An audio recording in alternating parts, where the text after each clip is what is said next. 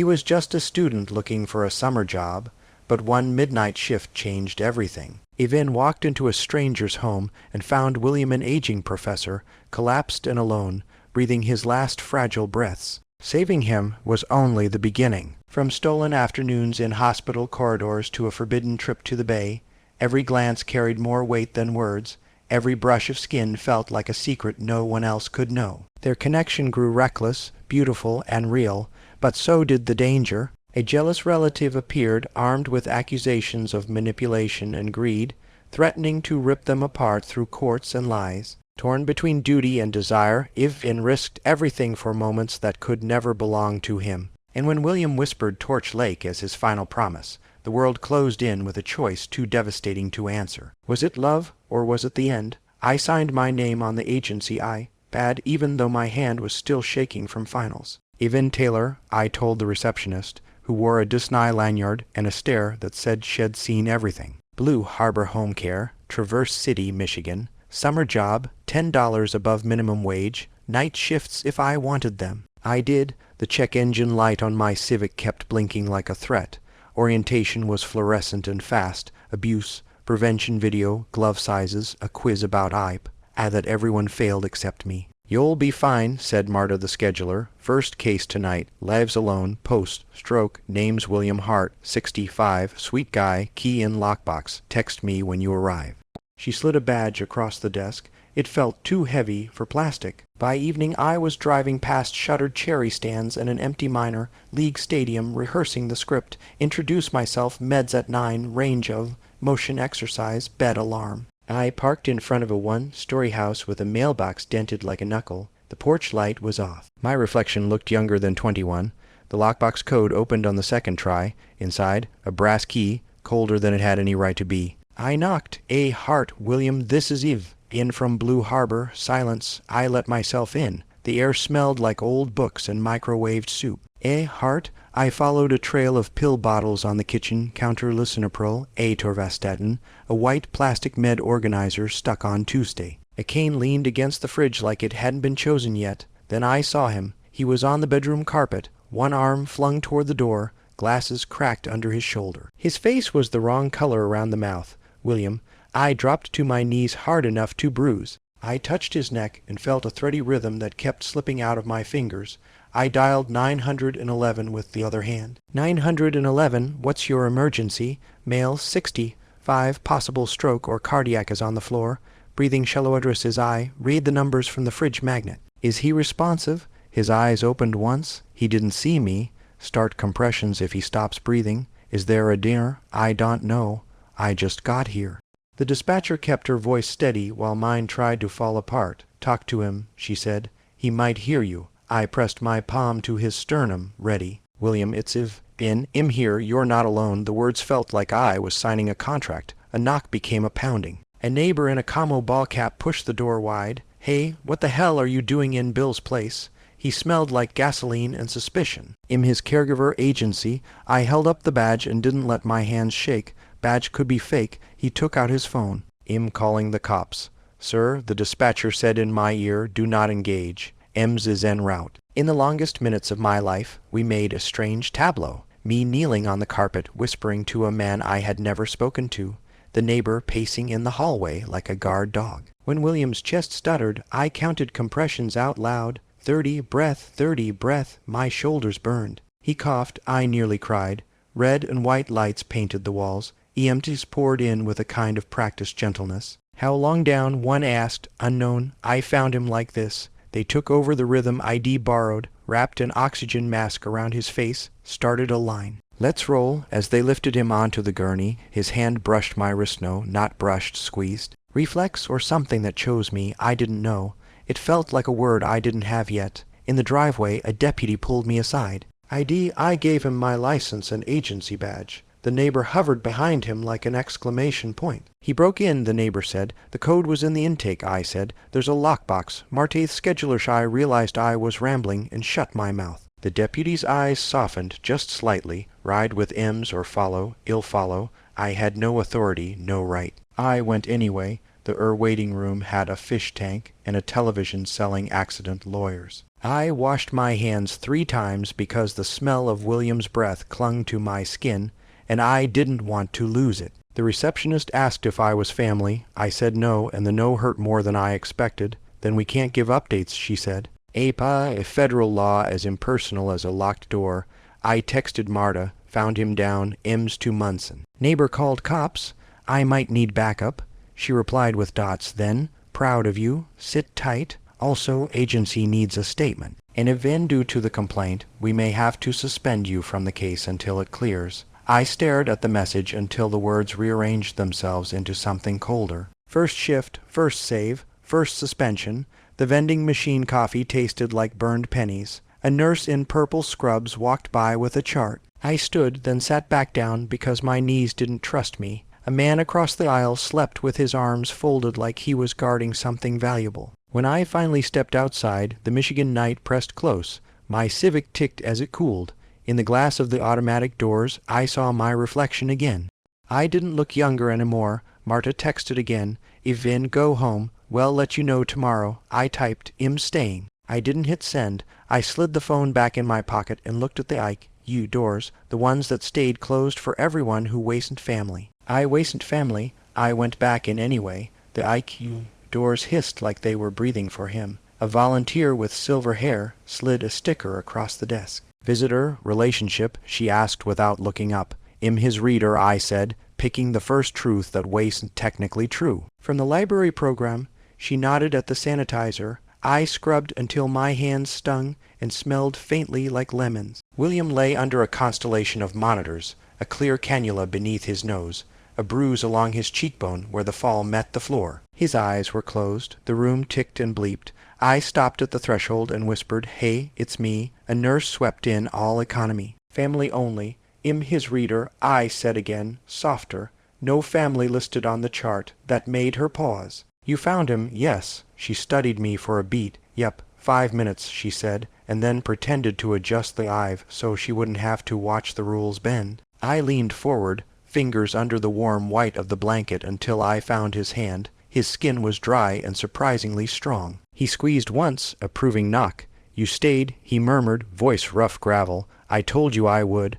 I didn't remember saying that, but the room accepted it as fact. He opened his eyes. They were the clearest blue I'd ever seen that wasn't a lake. He tried a smile and winced. Which page were we on? He asked. You were on the floor, I said, and immediately wished I had given him anything but the truth. We can start over. The nurse reappeared with water on a spoon. Small sips. She glanced at me. You his what again, reader, I said. Even Leela, she said. He's lucky you walked in. I pressed a fingertip against the inside of his wrist where the pulse lived. He let his hand drift until his knuckles brushed mine. My phone buzzed. Marta, suspension pending investigation. Please do not return to patient until cleared. I put the phone face down and decided to pretend I hadn't seen it. That was a choice. All day I had been making small, expensive choices. The social worker came just after noon. Hart, we need an emergency contact. William's glance flicked to me and stayed there.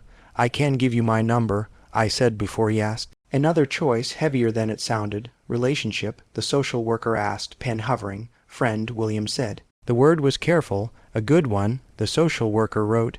If he wants you present during rounds, we can do that. When she left, the silence felt voluntary. He looked at our hands, still touching. You shouldn't be here if it costs you your job, he said. Then I won't let it cost me, I said. That earned me a ghost of a smile. I used to teach metaphors, he said.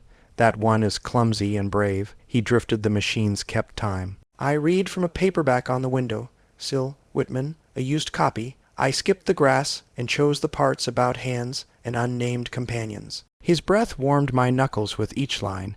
In the late afternoon, Leela dimmed the lights and brought a warmed blanket. Vitals are better, she said. He's tough. I touched his shoulder through the cotton. When they let you go, I said, it'll drive you somewhere that isn't fluorescent. Where? He asked, eyes still closed. Old Mission, I said. Well, sit by the bay. If we get ambitious, Torch Lake. The water is a mirror, he murmured. I'll angle it right, I said. A shadow filled the doorway. The neighbor in the camo cap had found the IQ. He didn't cross the threshold. He radiated disapproval from it. They say you're not family. They are right, I said. Then you got no business making plans. His gaze dropped to our hands.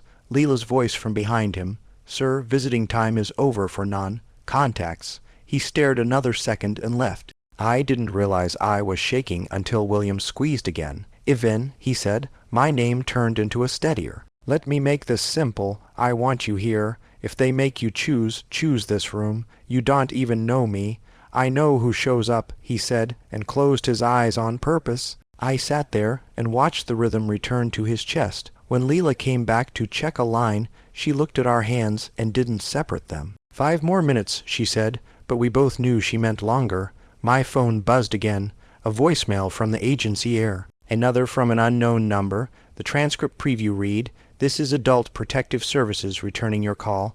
I hadn't called them. Someone else had. I should have been afraid. Instead, I felt oddly anchored, like the chair had bolted to the floor through my decision." Outside the window, the bay was a strip of silver under a sky the color of hospital sheets. Even, William whispered without opening his eyes. "Yeah, bring the book tomorrow, the part about 2 travelers. I want to hear how it ends. I'll bring it," I said, and the promise put weight in the room, the good kind. When I finally stood, our hands were reluctant. His fingertips grazed my wrist, a shy goodbye. The sanitizer stung the place head touched. The sticker on my shirt peeled up at the corner. "Visitor," it said, like a dare.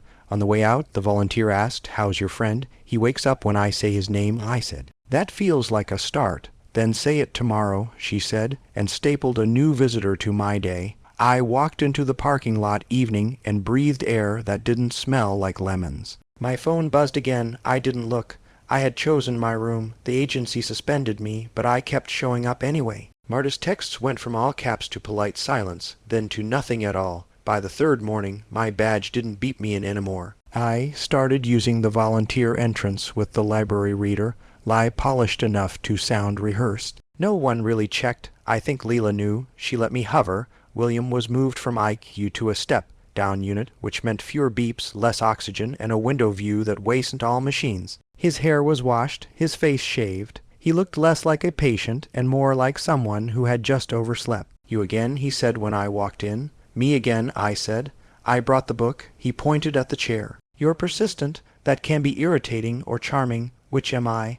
Ask me tomorrow," he said, but the corner of his mouth betrayed him. We read in short stretches. His voice rasped when he tried, so I carried most of the lines. Whitman sounded too formal in my mouth, so I broke the rhythm with small jokes, and William laughed harder than he should have, then winced and pressed his chest. I apologized, but secretly I was glad I could reach him that way. In the evening, visiting hours blurred. The hallway smelled like cafeteria pizza.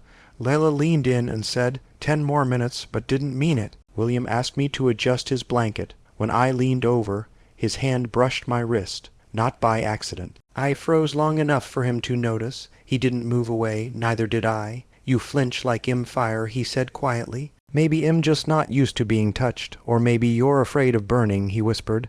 I sat back down fast, like the chair had gravity. My pulse ran too loud for the quiet room. He didn't press, but his eyes stayed on me like a weight. Later, as the monitors dimmed, he asked, "You ever been to Torch Lake?" "No." "You should. The water's so clear you think you're flying. Take me there when they let me out." "Take you," I repeated. "You've already broken all the rules," he said. "One more won't kill us." I wanted to say yes.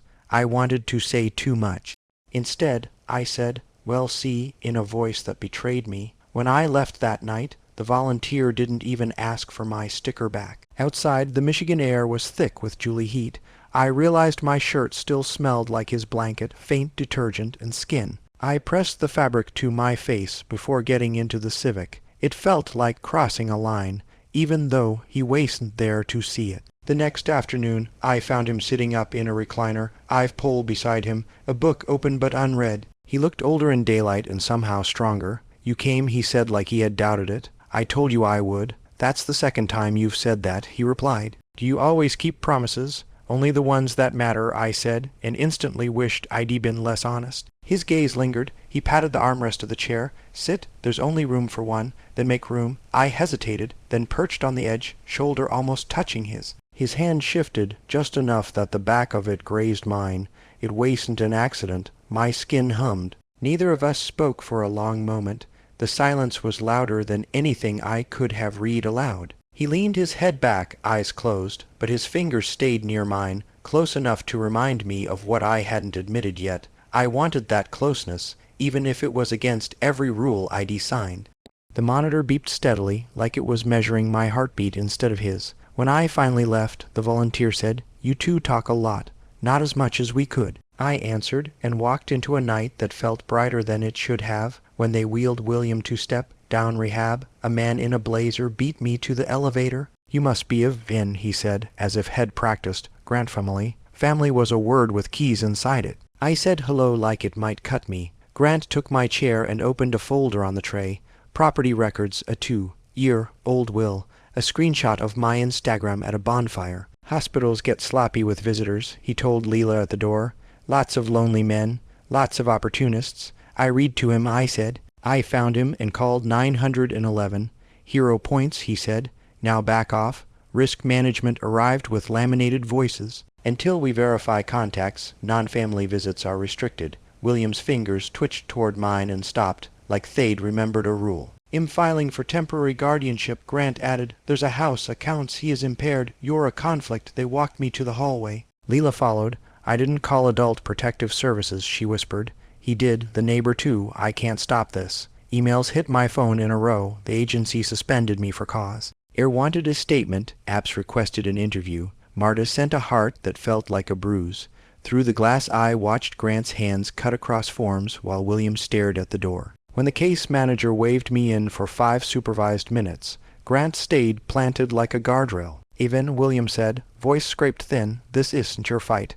It became mine when I found you." It sounded young even to me. He looked at our almost touching hands and shut something behind his eyes. "Go home. Don't come back until this is over. Is that what you want?" "It's what keeps you out of hearings and keeps my rehab bed," he said. His hand trembled as he adjusted the blanket and missed. I fixed the corner. Our fingers met and retreated like they'd been caught. Grant smiled without teeth. "Hear that, kid? He's asking you to leave." "Please," William mouthed. "Too soft for the room, but not for me." I nodded. In the hall, Leela slipped me a caregiver support pamphlet that read like a script for grief. "Hell call," she said, but hospital phones had never rung for me. Outside, Julie pushed heat into the parking lot. In the Civic, I played App's voicemail, calm questions about dates, observations, any discussions of finances. My hands shook so hard the screen blurred. I drove to the bay and parked where the water could arrest me. I thought of the first night, when his hand found my wrist like a word he hadn't learned yet. I thought of the promise I kept making Shoyup, and how compliance now felt like breaking it. The lake refused to reflect me. I pictured Torch Lake anyway, a dock, sun in his hair, our arms almost but not quite touching. Marta texted again. I typed and deleted. "If he asks me to be family, I'll sign anything." At sunset I turned the key, the engine coughed and caught. I drove away because he told me to. Obeying felt like betrayal. Staying would have been worse. Behind me, the bay kept shining like it didn't care. Ahead, every green light felt like a dare I waste sure I could take. Back at the sliding doors, I tried again, holding up my visitor sticker like a passport. Security lifted a palm. "Non-family restriction under risk review," he said, apologizing with his eyebrows. "If guardianship is filed, only listed contacts." The word guardianship landed like a stamp on my chest. The neighbor in the camo cap was smoking by the curb. "Told them you were trouble," he said. "Old men need family." He does, and I said. He nodded toward the doors. "He does now." I went back to the car with nowhere else to put my body. Air sent a duty to report exploitation path, as if love were a billing code. My reflection on the screen looked too young. I closed my eyes until the dizziness passed. I wait. At a red light, I realized Head made it easier for them by pushing me away. Maybe that was the point, protect me, protect his bed, or maybe he doubted me. The thought held like a nail in the hour. Leela called from a blocked number, courtyard, south side, 10 minutes, no hello, no why. I slid past the volunteer desk with a book and a nod big enough to look like permission. The courtyard was a square of potted maples and iron benches pretending to be a park. William waited in a wheelchair, sweater over hospital blues, no oxygen, just a nasal clip like a compromise. Leela stood behind him, shoulders at war with her badge. 5 minutes, she said. Risk is awake. I crouched to him. "You escaped. I was escorted," he corrected, and tried for a smile that hurt. I read 3 low pages. His breath slowed, then snagged. He pressed his sternum. Color dissolved from his mouth. Pain, I asked. Like a fist. Leela was already there with a tiny brown bottle. Under the tongue, we watched the seconds unlatch. The fist loosened. He exhaled. I realized I'd been holding my breath with him. That's your danger for the day, she said. Don't adopt another. William's hand slid from the armrest to the back of my fingers. He let it stay. Take me to the water, he said, before they turn me into paperwork today. Leela's jaw ticked. He's permitted supervised outdoor time. The word supervised did gymnastics. She tucked a folded instruction sheet into his sweater pocket. 1 hour, that's what my conscience can carry. I rolled him through the lobby like we owned it. We folded the chair into my Civic with a prayer and drove the Bay Road, Julie smelling like cherries and gasoline. The water ran alongside like a mirror with better self-esteem. At a narrow public dock, I helped him stand. His palm settled on my ribs, heat coming through my shirt, steadying both of us. 10 slow steps to a bench. He sat like sitting was a choice. I graded papers here, he said. Kids who thought metaphors were extra credit. And now they're the only way to tell the truth without breaking it. He fixed my collar like a professor and let his breath find my neck. My body answered before my thoughts did. I let our fingers meet, palm to palm, not the business kind. His thumb traced the lines like he was reading me for meaning. Boats stitched white seams across the bay. We didn't make promises. We made proof. The hour died quick. On the drive back, he rested his head against the glass and smiled at nothing. Torch Lake next, he murmured. Next, I said, like I had keys to later. Security waited at the circle. A guard, a woman with an Apps tote, Grant in his blazer looking pleased with paperwork. Leela stood behind them, trying to resign from gravity. Hart? The Apps worker said an emergency guardianship petition has been filed. Until the hearing, non-guardian contact is restricted. We need you back upstairs. Grant folded his arms. And the driver needs to step away. You abducted a vulnerable adult kid. He asked me, I said. He can't consent. Grant shot back. William lifted his chin. I can consent to a walk to the water, he said, voice thin but ironed, and I did. For now, well honor the order, the Apps worker said without looking at me. Taylor, no contact until the judge reviews. Leela took the handles but waited.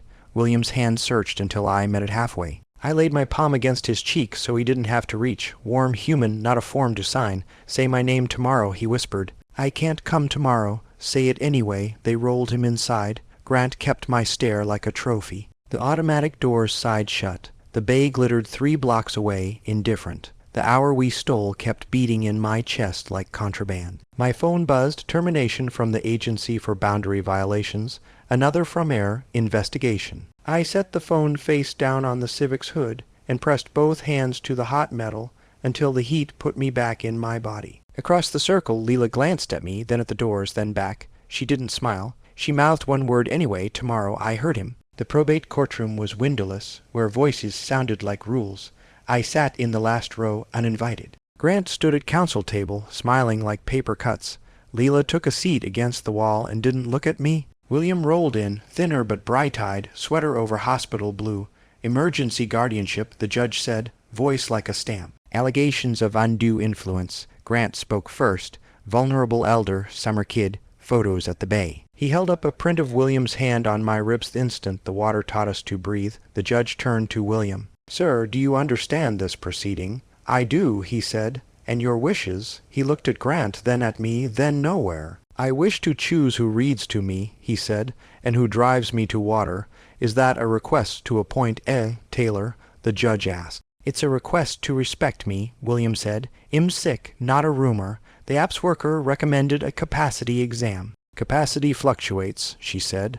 Restrict contact until then. My chair creaked. Leela's fingers made a warning. The judge set the exam for Friday and issued a temporary order. No contact outside supervised hours. Something broke in me I'd been protecting. I stood. Your Honor, I found him on the floor. I called 911. I've never asked him for money. I've asked for time. Sit down, the judge said. You're not a party. I sat. William didn't. He lifted a shaking hand. I am, he said, and I love him. Grant barked a laugh. The judge noted it and moved on. In the hallway, William's face paled. Chest, he whispered. Nitro, Leela said, already under his tongue. We counted breaths. The fist unclenched. He leaned into me, forehead near my cheek, breath warm where confession had left it. I held his shoulders and forgot there were cameras. Grant snapped a photo, more evidence. Put the phone down, I said. Make me, he answered. Security appeared. The apps worker repeated the order. No contact, A. Taylor. Let staff handle it. William caught my wrist. Torch Lake, he whispered. Don't let them take the day. When I asked, tomorrow, he said. Before they decide who I am. Leela adjusted the chair like choreography. Under the chart, she slipped an envelope into my palm. Mail, she said aloud. Softer, read it tonight. They rolled him to the elevator. I walked backward until security tapped my shoulder. By the vending machines, I opened the envelope. A brass key, a page torn from Whitman. In the margin, meet me as if we were already forgiven. On the back, an address, 6 a.m., and 2 words that made my hands shake. Bring towels. I laughed once, then my phone buzzed, a court text with a pixelated seal, hearing advanced, fried, I becomes tomorrow. 9 a.m., no outings authorized. Outside, the day had the blue of a lie. I pressed my palm to my ribs where his hand had learned me, and felt heat that wasn't weather. I understood the choices. Obey and lose the hour, disobey and risk the rest. At the curb, the neighbor in the camo cap flicked ash. Guardianship will save him from you, he said. It might save him from breathing, I answered. He studied me. If he crashes on your watch, the blame's easy. I drove to William's house and sat with the key on my knee. The room smelled like paper and soup. The bedroom carpet remembered where I knelt the first night. I packed towels, a thermos, the poem. On the dresser, a photo lay face down. I turned it over. A man younger than me holding a fish, William laughing with a mouth that hadn't learned to hold back. Across the glass, a thin pen line like a map. Torch. When the sky went purple, I wrote myself a note on a receipt. 5 a.m., coffee, dock, North Road. I set alarms and didn't sleep between them. In the dark, my chest rehearsed the second his fingers would find mine, and the lake would decide if we were brave or only young. At 5, I started the Civic. The town still slept. As I turned on to Bay Road, I saw the courthouse lights on early. The courthouse clock struck 9, while my Civic idled at Torch Lake. The towels were folded on the passenger seat, thermos steaming between them. My phone buzzed nonstop. Unknown numbers, Marta, even air. One voicemail began A. Taylor, if you're with A. Heart I killed the engine. Silence but for gulls. I had pictured him here when tugging his sweater, hand steady on mine. The lake reflecting a life we stole back. Instead, there was only water too blue to believe and an empty dock. At 7 a.m., the news alert arrived. Probate court grants emergency guardianship to relative pending exam. One line, clinical like love, had been translated into legal code. My chest felt hollow. Then my phone lit again. Unknown caller, I answered Eve. In. His voice was faint, like distance was swallowing it. I couldn't get out. They locked the chart. Don't wait for me. William, tell me where the line crackled. A shuffle, maybe the phone taken. Another voice. Grant's, sharp as paper. He want be meeting you, kid. Grow up. Click. I sat gripping the wheel until my knuckles bleached. The lake shimmered like a dare, mocking me with everything I had promised. I poured the coffee into the water, watched it vanish. Behind me, a car slowed, window down. Leela's voice carried. He wrote something on the consent form. Just 2 words, Torch Lake. I thought you should know. Then she drove on, leaving exhaust and proof. I stared at the dock until the sun climbed too high. My phone buzzed again, vibrating against the dashboard like a pulse. I didn't answer. Did he really want me to fight, or did he sign himself away to protect me? The lake gave no answer. I whispered his name anyway.